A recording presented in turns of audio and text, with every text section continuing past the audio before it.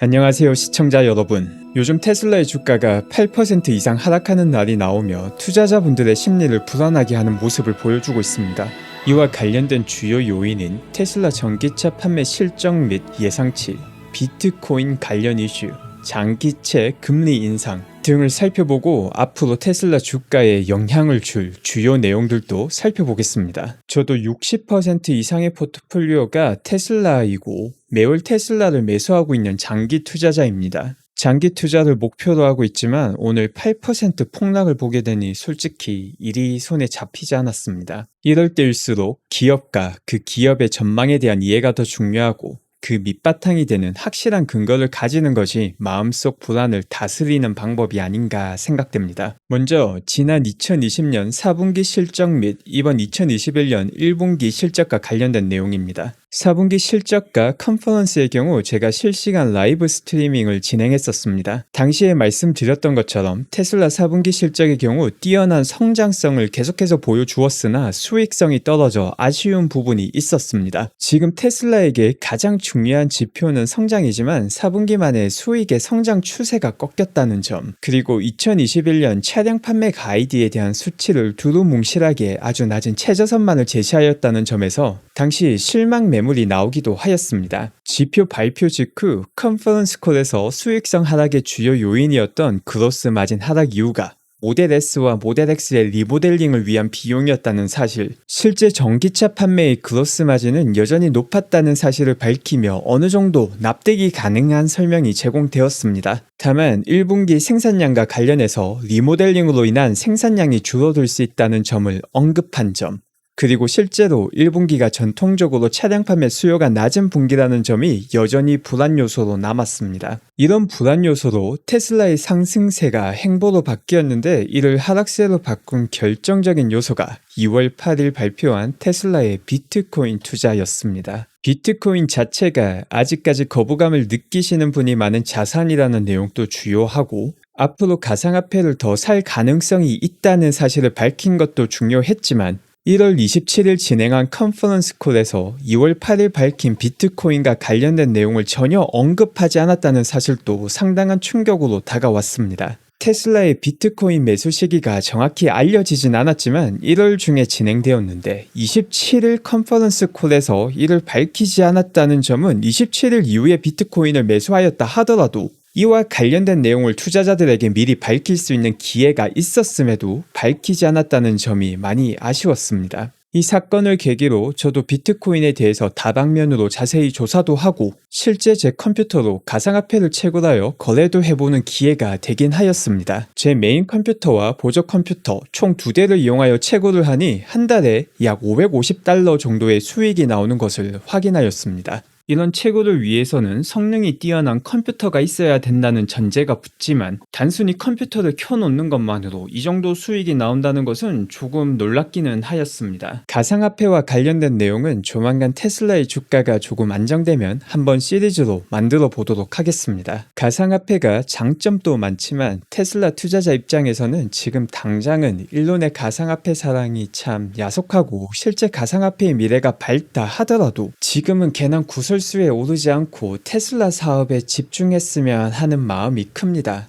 최근 뉴스에서는 테슬라에서 매수한 비트코인의 이익이 10억 달러를 넘기며 지난 2020년 전기차 판매 순수익보다 크다는 뉴스도 나오고 있습니다. 다만 이 금액 자체가 테슬라 주가에 미치는 영향은 아주 미미합니다. 게리 블랙시의 말을 빌리자면 미디어에서 이야기하는 10억 달러 비트코인 수익은 넌센스이며 주가의 영향은 67센트 상향입니다. 2020년 전기차 수익보다 크다고 표현하면 엄청난 양인 것 같지만 사실상 테슬라는 성장주 중에서도 하이퍼 그로스 스탁이기 때문에 지금의 판매량보다는 미래의 수익에서 평가를 받고 있기 때문에 그렇습니다. 바로 이 점 때문에 장기채 금리가 올라갈 때마다 테슬라의 주가가 아주 아프게 내려가고 있습니다. 이 부분도 지난 거시경제 영상 및 DCF 밸류에이션에서도 말했던 부분입니다. 지금 만약 1,000만 원을 가지고 있다면 이 1,000만 원을 장기채에 투자한다면 1년 뒤 가치는 1,000만 원 플러스 이자가 되어서 더 불어나게 됩니다.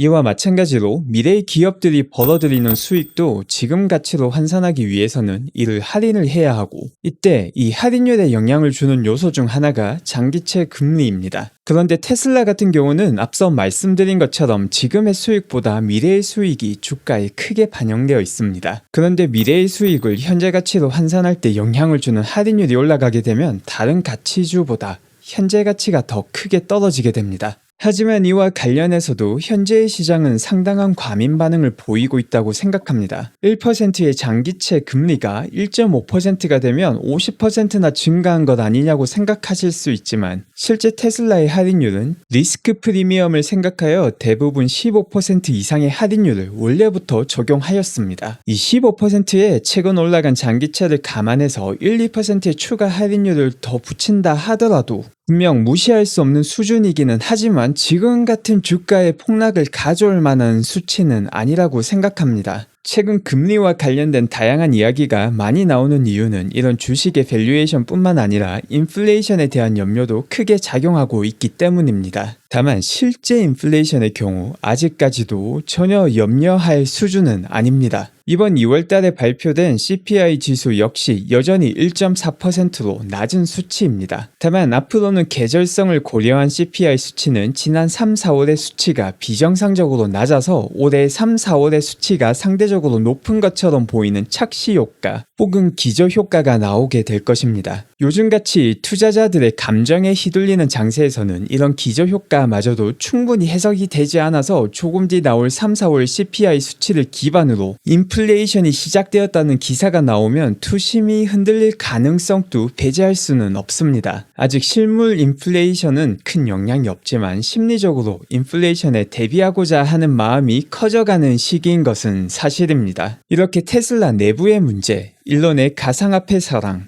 매크로적 요인이 겹쳐서 테슬라가 제가 보는 적정 주가 수준보다 훨씬 할인된 수준까지 떨어진 게 아닌가 하고 생각됩니다. 과거 이 채널에서 테슬라의 적정 주가를 PE와 DCF 모델 모두 살펴보았고, 보수적으로 접근했을 때도 전기차만으로 $800 이상의 가치를 가지며 FSD를 포함한 사업의 확장성을 생각하면 $2000도 절대 불가능이 아니라는 판단을 내렸었습니다. 이 판단은 지금도 유효하다고 봅니다. 지금 당장은 테슬라의 변동성이 비트코인 매수로 인해 필요 이상으로 증가된 측면과 함께 S&P 500을 기준으로 보상을 받는 벤치마크 펀드로 인해 테슬라의 주가가 크게 오르거나 크게 내리는 모습을 지난 3개월간 보여주었습니다. 앞서 살펴본 실적, 비트코인, 장기채 금리 모두 주가에 부정적으로 해석되고 있는 지금이지만 사실 이 내용 모두 동전의 양면과 같아서 시간이 지나고 보면 오히려 긍정적으로 재해석될 여지도 분명히 있습니다.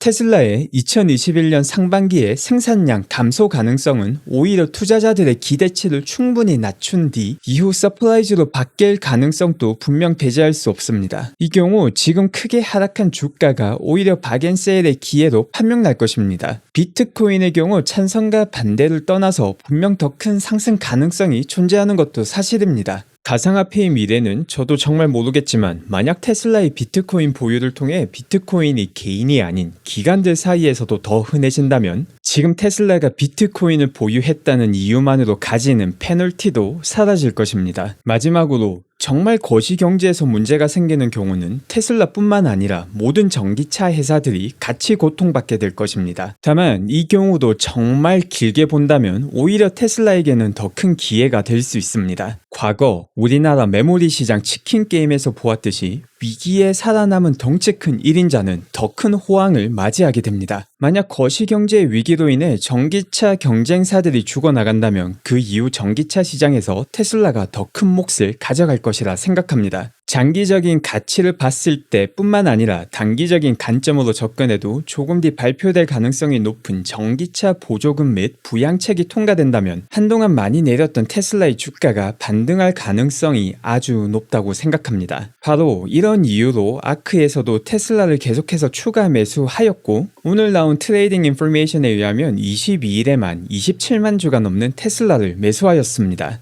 투자가 높은 수익을 주는 이유는 지금과 같은 리스크 혹은 더 큰 리스크의 가능성이 존재하기 때문입니다. 지금과 같이 어려운 시간 혹은 더 어려운 시간을 가져도 살아남고 끝까지 투자를 하는 투자자가 결국은 승리하는 투자자라고 생각합니다. 아무리 투자 비율을 조절해서 투자를 하더라도 수익금이 떨어지는 것을 보는 것은 항상 가슴 아픈 일입니다. 하지만 이럴 때일수록 더욱 장기적인 안목을 가지는 게 중요한 시기가 아닌가 생각합니다. 감사합니다.